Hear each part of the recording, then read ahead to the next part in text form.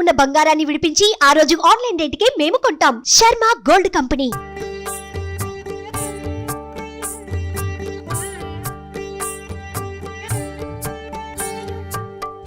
నమస్కారం.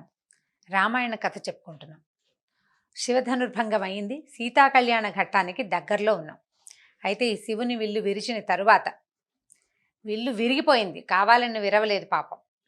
దాన్ని సంధించి అంటే ధనుష్టంకారం చేయబోయేసరికి విరిగిపోయింది. ఈ దశరథ మహారాజుకి ఉత్తరం రాసి పంపించారనమాట. ఆ వెళ్ళిన సైనికులు 4 రోజుల్లో చేరిపోయారట. బ్రాహ్మణులు, మంత్రులు, సైనికులు కలిసి వెళ్ళారు. వెళ్ళి దశరథ మహారాజుకు జయముగు కాక, మేము మిథిలా నగరాధిపతి అయిన జనక రాజర్షి వారి దూతలు మహారాజు పంపగా వచ్చాము అని చెప్పారు. చెప్పేసరికి ఒకళ్ళనొకళ్ళు ప్రశ్నించుకున్నారు. మిథిలా నగరంలో యజ్ఞం ఏదో జరుగుతోందన్నారు, అంతా సజావుగా అవుతోందా, వాళ్ళంతా క్షేమంగా ఉన్నారా, రాజుగారు కులాసాయే కదా అని దశరథ మహారాజు మామూలుగా కుశల ప్రశ్నలు. ఈ కుశల ప్రశ్నలు అయ్యాక వీళ్ళు ఒక ఉత్తరం రాసి పంపించారు కదా. శతానందుల వారి అనుమతితో విశ్వామిత్ర మహర్షి అనుజ్ఞతోటి తమకు ఈ విషయాలు విన్నవించమని పంపించారు అని చెప్పారు. ఇప్పుడు విశ్వామిత్ర మహర్షి అనుజ్ఞ అనగానే విశ్వామిత్రుడు అక్కడ ఉన్నట్టు, ఆయనతో పాటు ఉన్న తన కుమారులిద్దరూ అక్కడే ఉన్నట్టు దశరథ మహారాజుకి అర్థమైపోయింది. మిథిలా నగరాధిపతినైన నేను నా కుమార్తె సీతను పరాక్రమవంతులకే ఇచ్చి వివాహం చేస్తా అని ప్రతిజ్ఞ పూనాను. అయితే ఆ పరాక్రమమే వరశుల్కమని ప్రకటించాను. దేశాల నుంచి చాలామంది రాజకుమారులు వచ్చారు. ఎవరి పరాక్రమము మాకు సరిపోలేదు. అయితే దైవం మా పట్ల అనుకూలించడం వల్ల విశ్వామిత్ర మహర్షి తమ కుమారుడైన రామలక్ష్మణులతోటి కలిసి మా నగరానికి వేంచేశారు. మా ఇంట తరతరాలుగా పూజింపబడుతున్న శివధనుసును మీ పెద్ద కుమారుడైన శ్రీరాముడు ఎక్కుపెట్టి ధనుష్టంకారం చేయబోవగా 2 ముక్కలుగా విరిగింది. ఆ విధంగా శ్రీరాముడు లోకంలో ఏకైక పరాక్రమశాలిగా నిరూపించుకున్నాడు. తన యొక్క ఈ పరాక్రమం తోటి మా అమ్మాయిని గెలుచుకున్నాడు. వాక్యాలు ఎంత చక్కగా పర్ఫెక్ట్గా కూర్చి చెప్పారో చూడండి. మేమంతా కూడా ఆ రాముని అతిలోక పరాక్రమానికి తలవగ్గిన వారమై సగౌరవంగా మా కుమార్తె సీతాదేవినిచ్చి వివాహం చేయ సంకల్పించాము. అందుకు మీ అనుమతి కోరుతున్నాము. నా ఆహ్వానాన్ని మన్నించి మీరు మీ పరివారము గురు బ్రాహ్మణులతో కలిసి మిథిలా నగరానికి రావాల్సింది అని ఉత్తరం రాయించారు. ఆ ఉత్తరం వచ్చిన దూతలు ఈ వాక్యాలన్నీ చెప్పారనమాట. అయ్యా, జనక మహారాజు ఏ విన్నపం అయితే మీకు చెప్పమన్నారో అది మీకు చెప్పాము, మేము దూతలము, ఆజ్ఞ ఏంటి, ఏం చేయమంటారు అనగానే దశరథ మహారాజు పొంగిపోయాడు. ఆయన విశ్వామిత్రుడితోటి రామలక్ష్మణుల్ని పంపించేందుకు ముందే పిల్లలకి కొంచెం చదువులు అవుతున్నాయి, అయిపోవచ్చినాయి, పిల్లలు పెద్దవాళ్ళు అయ్యారు, వివాహాన్ని సంకల్పించారు. ఆయన వివాహం సంకల్పించిన ఆ సమయంలోనే విశ్వామిత్ర మహర్షి వచ్చి అబ్బాయిల్ని తీసుకెళ్ళాడనమాట. తను సంకల్పించిన వివాహాన్ని విశ్వామిత్రుడే సానుకూలపరిచాడని ఆయన సంతోషించేశాడు, ఉత్సాహపడ్డాడు. పడి వశిష్ఠ మహర్షి వామదేవుడిని బ్రాహ్మణోత్తములందరినీ పిలిచాడు. మిథిలా నగరాధిపతి నుంచి వచ్చిన సందేశం విన్నారు కదా, ఏమంటారు, ఏం చేద్దామంటే అందరూ బాగుందన్నారు, వెళ్దామన్నారు. అందరికీ ఆనందంగా ఉంది. తప్పకుండా రాజకుమారులకి వివాహం జరపాల్సిందే. మిథిలా నగరాధిపతితో వియ్యమందటం అంటే మహోత్కృష్టమైన సంగతిగా వాళ్ళు కూడా భావించారు. పైగా మిథిలా నగరాధిపతి తాలూకు పుత్రికైన సీతాదేవి అయోనిజగా ప్రపంచ ప్రసిద్ధిగాంచి ఉంది. అప్పటికే చాలామందికి తెలుసు ఆ సంగతి. దాంతో వాళ్ళంతా వెళ్దామన్నారు. వెంటనే ఎలా బయలుదేరారంటే ధనాధ్యక్షుడి దగ్గర నుంచి విలువైన రత్నరాశులు, కనక వస్తు వాహనాలు తీసుకుని బయలుదేరారు. తర్వాత చతురంగ బలాల్ని సమీకరించారు.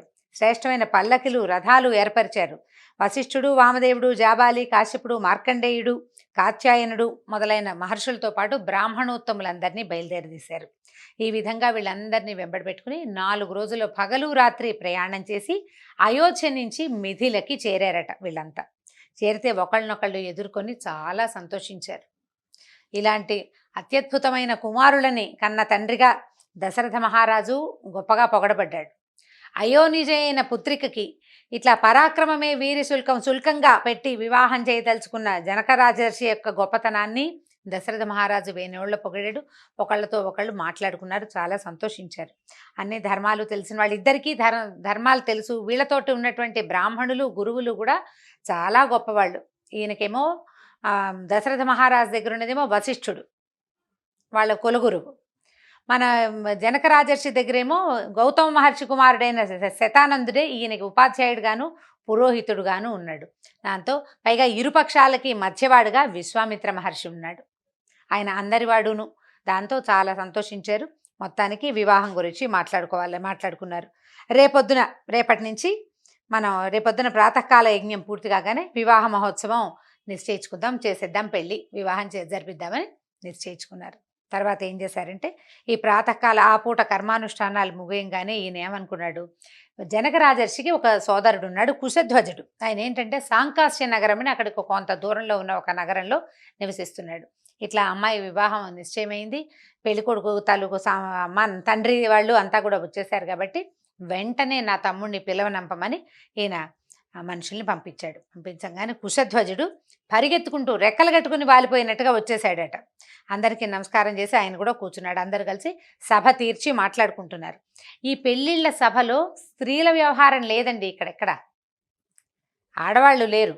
ఇప్పుడు వీళ్ళు కబురు చేశారు, అట్నుంచి వచ్చింది కూడా మగవాళ్లే. దశరథ మహారాజు బ్రాహ్మణుల్ని గురువుల్ని వెంబడి పెట్టుకుని తీసుకెళ్ళాడు. దాసదాసి జనాన్ని తీసుకెళ్లారు కానీ అంతఃపుర స్త్రీలు ఎవరు కదిలి రాల. ఇక్కడ కూడా అంతే, వీళ్ళే పెళ్లి మాటలు మాట్లాడుకుంటున్నారు. స్త్రీలు ఉన్నట్టుగా లేనే లేదు, ఆడవాళ్ళు లేరు వ్యవహారంలో. అక్కడి నుంచి ఏమైంది, వీళ్ళంతా వాళ్ళు వీళ్ళు మాట్లాడుకుంటున్నారు. మాట్లాడుకుంటున్నప్పుడు ఈ అంటే సమర్యాదగా ఆ పెళ్లి కొడుకుని తర్వాత తండ్రిని వాళ్ళందరినీ పిలుచుకురమ్మన్నారు. అందరినీ తీసుకొచ్చి యజ్ఞశాలలో కూర్చోబెట్టుకున్నాక ఒకళ్ళతో ఒకళ్ళు ఎట్లా మాట్లాడుకున్నారంటే దశరథ మహారాజు ఏం చెప్పాడంటే, మా ఆచారం ప్రకారం గురువే మాట్లాడతాడు. వశిష్ఠ మహర్షి మాకు పరమ పూజ్యులు, దేవతా సమానుడు. మా మాటలన్నీ మా పక్షంలో ఆయన ఏదంటే అదే. ఆయన ఇది చెయ్యాలి అంటే చేయటం, వద్దంటే మానేయటం అనమాట. ఇదే మా ఆచారం. కాబట్టి మా వశిష్ఠ మహర్షి ఆజ్ఞ పొంది సకల మహర్షుల సమక్షాన ధర్మాత్ముడైన వశిష్ఠుడు మా వంశంలోని పూర్వీకుల గురించి యథాతథంగా చెప్తారు, వినండి అని చెప్తున్నాడు. మామూలుగానండి నాకు మిగిలిన ఇతరత్రా వివాహాల సంగతి తెలియదు. మా వివాహాది తంతుల్లో కూడా కన్యావరణలు అని చెప్తారు. అంటే గోత్రం మార్చే క్రమం ఒకటి ఉంటుంది.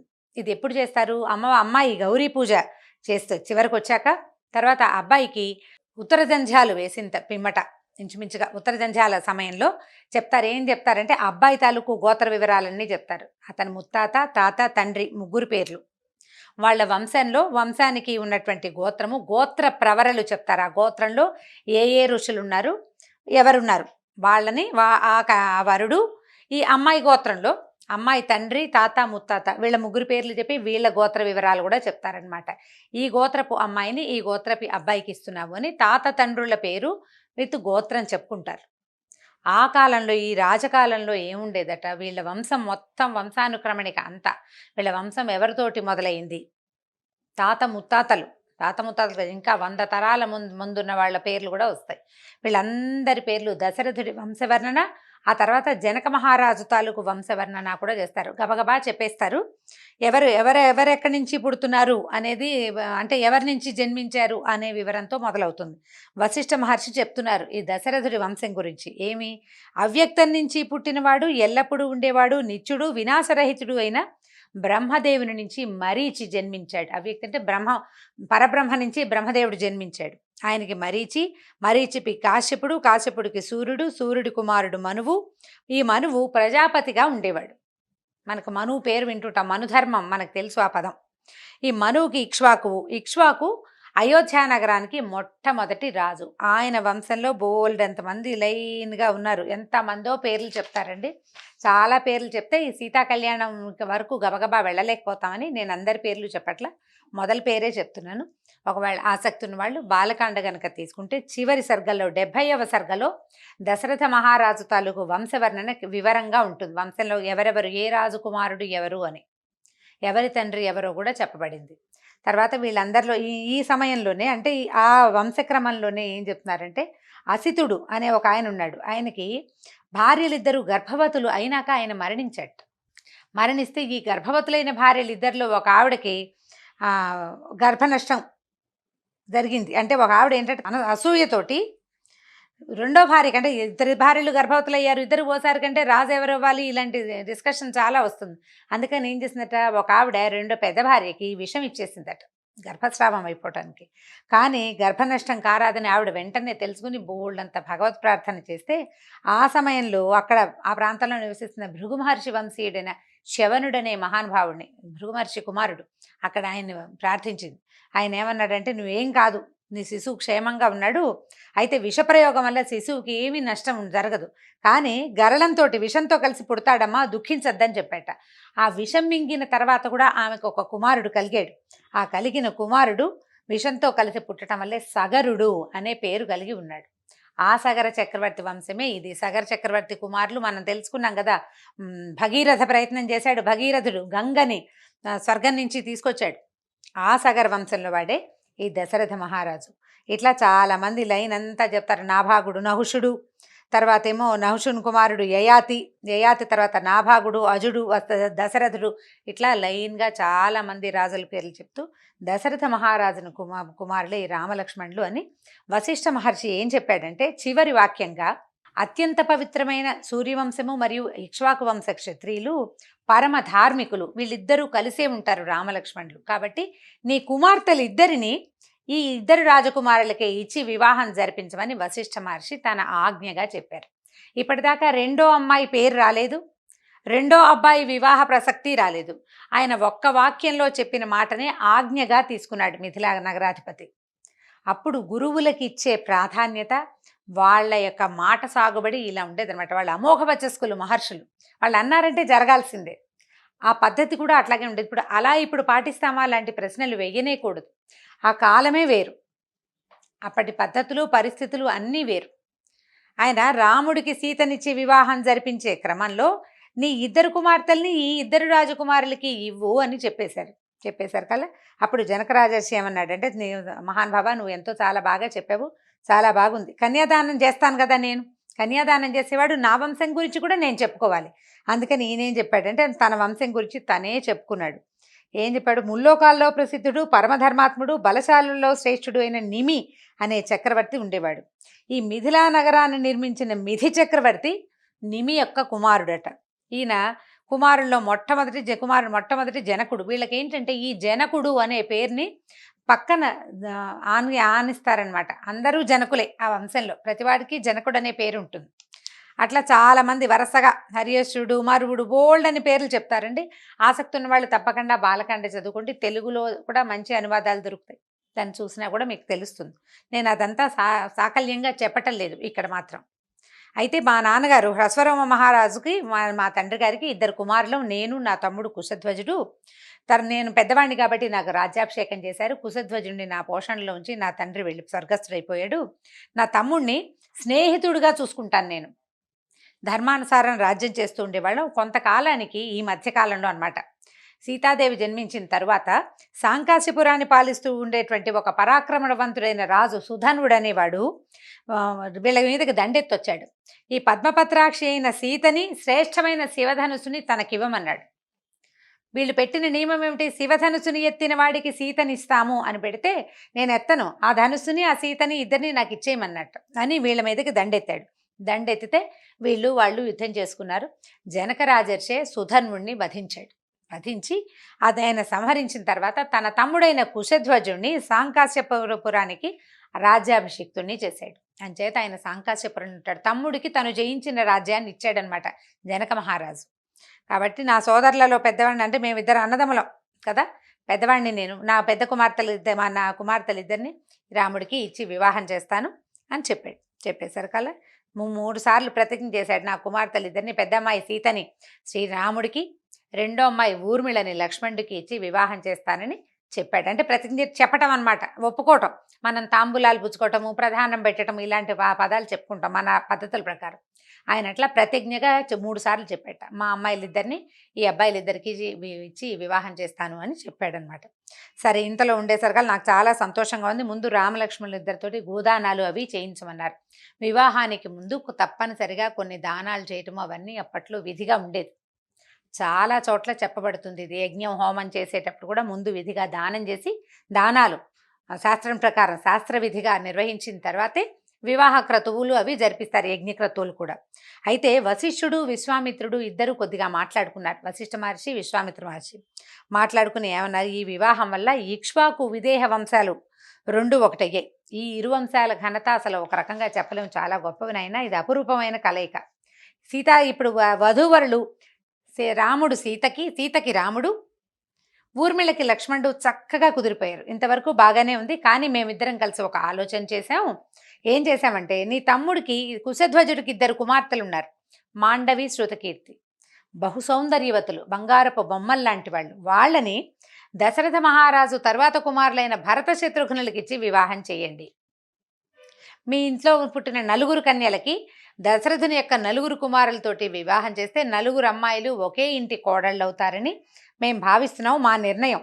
మీ అన్నదమ్ములిద్దరూ మా మాట పాటించాలి అని చెప్పారు. చెప్పంగానే వీళ్ళు వెంటనే ఒప్పుకున్నారు. జనక మహారాజు అన్నాడు, మీరు స్వయంగా మా కుమార్తెలని వివాహం నిశ్చయించడం మా వంశం ధన్యమైంది.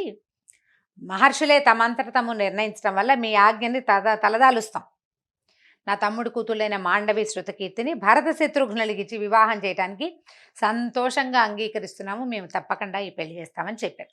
తన కుమార్తెలని, తమ్ముడు కుమార్తెలని కూడా రామలక్ష్మణుల భరత శత్రుఘ్నులకిచ్చి వివాహం చేయటానికి, వివాహానికి ముందు నాంది ముఖము అవి చాలా కార్యక్రమాలు ఉంటాయి.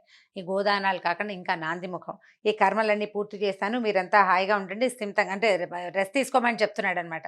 రేపొద్దు నుంచి వివాహ క్రతువు ప్రారంభం అవుతుందని చెప్పారు. మరునాడు దశరథ మహారాజు ఉదయాన్నే లేచి అన్ని క్రతువులన్నీ పూర్తి చేసేసి స్నాతక వ్రతాన్ని జరిపించారు. ఒక్కొక్క కుమారుడి పేరున 1,00,000 గోవుల్ని దానం చేశారట. ఎన్ని లక్షల గోదానాలు చేశారో చూడండి. అక్కడి నుంచి గోదాన వ్రతాన్ని చేయించాడు కుమారుల కోసం. ఇంతలో ఏమైంది, కైకేయి మహారాజు కుమారుడు భరతుని మేనమామ అయిన యుధాజిత్తు ఇక్కడికి వచ్చాడట, మిథిలా నగరానికి. ఆయన తండ్రి అంటే కైకేయి మహారాజు అంటే కైకాదేవి, దశరథ మహారాజు చిన్న భార్య అయిన కైక.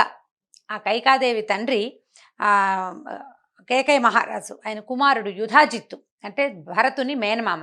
ఆయన మేనల్లుని చూడ్డానికి అయోధ్య నగరానికి వెళ్ళి ఈ వివాహపు విషయం తెలుసుకుని అక్కడ ఆయన ఆగమేఘాల మీద ఆయన కూడా ఇక్కడికి ప్రయాణం వచ్చాడనమాట.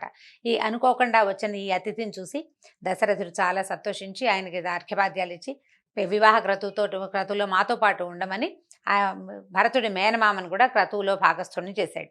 అక్కడి నుంచి వీళ్ళంతా కలిసి యజ్ఞవాటికకి బయలుదేరారు. వశిష్ఠాది మహర్షులు రాజకుమారులను వెంపటి పెట్టుకుని అంతా వెళ్ళారట. ఏదే చక్కగా రాముడు సోదరులంతా చక్కగా అలంకరించుకుని తండ్రి దగ్గరికి వచ్చారు. వస్తే జనక మహారాజు చెప్తున్నాడు, దశరథ మహారాజు వశిష్ఠ మహర్షి జనకుడికి చెప్తున్నారనమాట, మహారాజు కుమారులతోటి వచ్చాడు. ఇదంతా ఎక్కడా స్త్రీలకి సంబంధం లేకుండా మహర్షులు జరుపుతున్న క్రతువుగానే కనపడుతోందండి. వాల్మీకి రామాయణంలో అలాగే చెప్పబడింది. అది కూడా యజ్ఞవాటిక, దీనికి ఏదో పెద్ద పందిళ్ళు వేయటాలు అలా కూడా ఏమీ లేదు. యజ్ఞవాటికలోనే వివాహ క్రతువు జరిపించారు. యజ్ఞమే ఆనాటి అత్యంత ముఖ్యమైన మహత్తరమైన కార్యక్రమంగా కనపడుతోంది. మరి అన్ని చోట్ల అలాగే ఉంది. ఏం చేశారు, నువ్వు నీ ధర్మాన్ని నెరవేర్చాలి నాయన. వాళ్ళు పెళ్లి కుమారులంతా తయారై సిద్ధంగా ఉన్నారు. కన్యాదాతగా నీ బాధ్యతను నువ్వు నెరవేర్చాలి అంటే ఈయన చాలా సంతోషించి, ఆయనకు అడ్డమేమిటి, లోపలికి రావాలి, వాకిట్లో వేచి ఉండవలసిన అవసరం లేదు, ఇదంతా ఆయనదే, దశరథ మహారాజుదే, ఇప్పుడు మాకు వీళ్ళకు ఉన్నదే ఆడపిల్లలు, ఆ రాజ్యం కూడా వీళ్ళదైపోయినట్టే అనమాట. రండి రండి అని లోపలికి తీసుకెళ్లారు. చక్కగా వశిష్ఠుడు, విశ్వామిత్రుడు, శతానందుడు అందరూ వివాహ మండపానికి తీసుకెళ్లారు. అప్పటికే ఏం చేశారంటే గంధ పుష్పాలు, బంగారు పాలికలు, అంకురాలు కలిగిన రంధ్రాలతో కూడిన కలశాలు, అంకురములకు కట్టిన మూకుళ్ళు, ధూపాన్ని వెదజల్లే ధూపపాత్రలు, శంఖాకార పాత్రలు, అన్ని వివాహానికి కావలసినటువంటి అన్ని పాత్రలు పాలికలతో సహా సర్వము సన్నద్ధంగా ఉన్నాయన్నమాట. తేజశాలి అయిన మా వశిష్ఠుడు యథాశాస్త్రోక్తంగా మంత్రపూర్వకంగా దర్భల్ని పరిచి అగ్నిలో హోమం చేశాడు. చాలా పెద్ద యజ్ఞం చేసి వివాహ క్రతువు జరిపిస్తారట. అప్పుడు సీతారామ కళ్యాణానికి ఘట్టం ఇదేనండి, చిట్ట చివరిది, మొట్టమొదటిది కూడా. ఈయన చెప్తున్నాడు దశరథుడు, ఇయన్ సీతా మమ సుత అంటున్నాడు. ఎలా చెప్తున్నాడంటే, సర్వాలంకార భూషిత్రాలైన సీతాదేవిని రాముడి దగ్గరికి తీసుకొచ్చి ఈమె నా కుమార్తె సీత, సర్వాలంకార శోభితురాలు, ఈమె నీకు సహధర్మచారిణి కాగలదు. మన వివాహ క్రతువుల్లో కూడా ఇవే మంత్రాలు చెప్తారు, సహధర్మచరీతవా అని. నీ యొక్క సహధర్మచారిణి కాగలదు. ధర్మేచ కామేచ మోక్షేచ అని చెప్తారు. ధర్మేచ అర్థేచ కామేచ మోక్షేచ నాతిచరామి అని చెప్పిస్తారు. నాతిచరితవ్యా, ఎప్పుడు నువ్వు నాతిచరిత, ఈమెని అతిక్రమించి ప్రవర్తించద్దు, ఈమెని అతిచరించదు, ఈమెను వదిలిపెట్టి నువ్వు ధర్మార్థ కామ మోక్షాల్లో ప్రవర్తించద్దు అని చెప్తే నాతిచెరామి అని పెండ్లి కుమారుతోటి చెప్పిస్తారు. రాముల వారి కళ్యాణం నాడు కూడా వాల్మీకి మహర్షి ఇదే వాక్యాలు చెప్పించాడండి. ఈమెను స్వీకరించు, నీ చేతిని పట్టుకో, ఈ చేతిని నువ్వు పట్టుకోమంటున్నాడు. పట్టుకో, మహాభాగ్యవంతురాలైనటువంటి ఈమె పతివ్రతయై నీడలాగా నిన్ను ఎల్లప్పుడూ అనుసరిస్తుంది అని చెప్పి ఈ మంత్రపూర్వకమైన జలాలతోటి వాళ్ళిద్దరి మీద నీళ్లు, చేతుల మీద, అబ్బాయి మీద, అమ్మాయి మీద, పెళ్లి కుమార్తె మీద, పెండ్లి కుమారుడి మీద మంత్రజలాన్ని చల్లి ఈ శాస్త్రోక్తంగా సీతని రాముడి చేతిలో పెట్టాడు జనక మహారాజు. ఆ తర్వాత ఏం చేశాడు, ఆకాశం నుంచి దేవతలంతా చూస్తున్నారట, పైనుంచి నృత్య వాద్య గోష్ఠి వినిపిస్తోంది. అక్కడ తర్వాత లక్ష్మణుడికి అప్పచెప్పారు, ఈమె నా కుమార్తె అయిన ఊర్మిళ, ఈమెను ధర్మపత్నిగా స్వీకరించు, నాతి చరితవ్య నాతి చేరామి మంత్రంతో ఆ అమ్మాయి చేతిని అబ్బాయి చేతిలో పెట్టారు. తర్వాత భరతుడికి, ఈమె నా కుమార్తె అయిన మాండవి, ఈ అమ్మాయిని ధర్మపత్నిగా స్వీకరించు అని భరతుడికి మాండవి యొక్క చేతిని అప్పచెప్పారు. చివరిగా శత్రుఘ్నుడికి శృతకీర్తిని నాతి చరిత చరామి అని మంత్రం చెప్పిస్తూ భార్యగా అతనికి అప్పచెప్పారు. ఈ నలుగురు, రామలక్ష్మణ భరత శత్రుఘ్నులు నలుగురు ఈ మాటలు విని, అంటే ఈయన మా మా మా అమ్మాయిని తీసుకో అని చెప్పి ఈ నీళ్ళు పోస్తుంటే వీళ్ళు ఏం చేశారట, వశిష్ఠుని అనుమతిని పొంది, అంటే గురువు వైపు చూసి, గురువు నాయన స్వీకరించండి అని చెప్పిన తర్వాత ఆ చేతులు తీసుకుని అమ్మాయిల చేతులు పెట్టుకుని అమ్మాయిల్ని స్వీకరించారు, కన్యాదానాన్ని స్వీకరించారట. తర్వాత నలుగురు భార్యా సమేతులు అగ్నికి, వేదికకి, దశరథ మహారాజుకి, జనక మహారాజుకు, వశిష్ఠ విశ్వామిత్ర శతానందాది ఋషులకు 3 పర్యాయాలు ప్రదక్షిణ చేశారు. యథాశాస్త్రోక్తంగా వివాహాలయ్యాయి. రామలక్ష్మణ భరత శత్రుఘ్నులు సీతా ఊర్మిళ మాండవి శృతకీర్తుల పాణిగ్రహణం చేయగానే దేవతలంతా ఎడతెరిపి లేకుండా పుష్పవృష్టిని కురిపించారు. పువ్వుల వాన కురిసింది. తర్వాత దేవదుందుభులు మోగినాయి. అసలు ఆ పైనుంచి ఆకాశం నుంచి ఇక్కడ కిందకి వినపడుతున్న మంగళరావాలు కాకుండా ఆకాశం నుంచి దేవదుందుభులు మోగుతూనే పైనుంచి పువ్వుల వాన పడుతూనే ఉందట. ఎట్లా ఉందంటే ఎప్పుడు కనీవిని ఎరగని విధంగా దేదీప్యమానంగా వెలిగిపోతూ ఉందట ఆకాశం.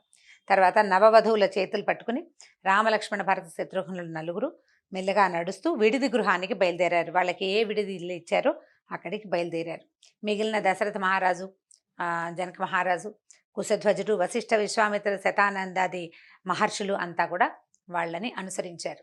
ఈ విధంగా సీతా కళ్యాణ ఘట్టం ముగిసింది.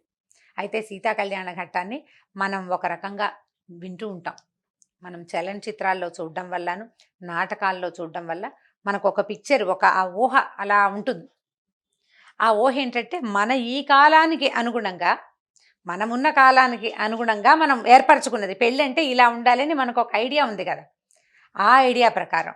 కాకపోతే ఇప్పుడు వాల్మీకి రామాయణంలో ఏంటంటే ఇది ఎప్పటిది త్రేతాయుగం నాటి వివాహ క్రతువులు ఎలా ఉండేవో తేలికగానే చెప్పబడింది. ఇలా జరిగిపోయింది పెళ్ళి. అప్పటికప్పుడు నిశ్చయించుకుని తర్వాత ఇద్దరు అమ్మాయిల పెళ్ళిళ్ళు కూడా ఆలోచించుకుని వివాహం చేసేసారు. సీతా కళ్యాణ ఘట్టం ముగిసిందండి. దీని తర్వాత నూతన వధూవరులకి జనకుడు వీడ్కోలు చెప్పే కథ మిగిలింది. అది రేపటి భాగంలో మళ్ళీ తెలుసుకుందాం. నమస్కారం.